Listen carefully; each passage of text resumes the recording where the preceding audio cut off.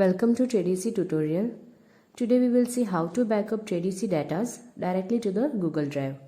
So let's open the browser. Then select Google Drive from the Google Apps.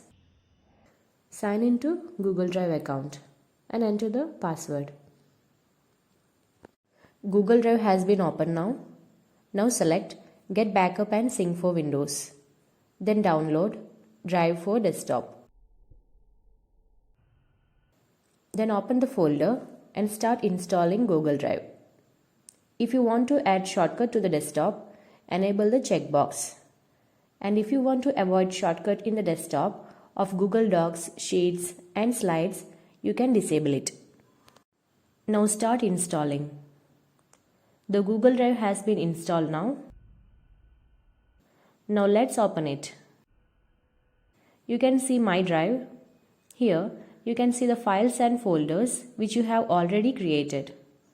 Let's create a folder to store Tradeasy backup.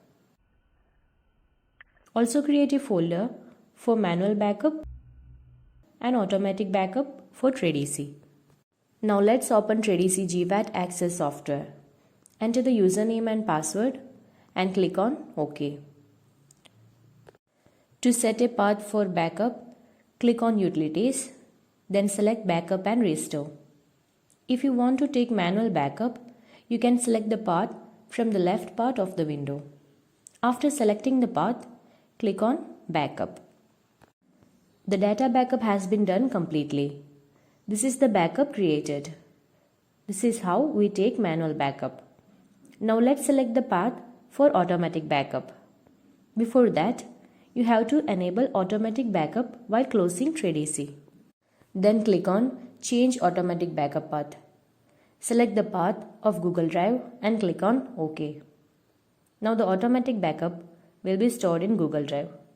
Now let's close the software. While closing, a window is shown whether you have to take the backup. Click on Yes and the backup will be created in your Google Drive account. Now let's open the Google Drive shortcut. Open Tradeasy Backup. You can see an automatic backup file is created and a manual backup is also created. Now let's open the Google Drive account. Here you can see the Tradeasy backup and an automatic backup file is generated in this folder. So in this way you can secure your data directly into the Google Drive. Hope you find this video helpful. For more updates and videos, please subscribe to our YouTube channel. Thank you.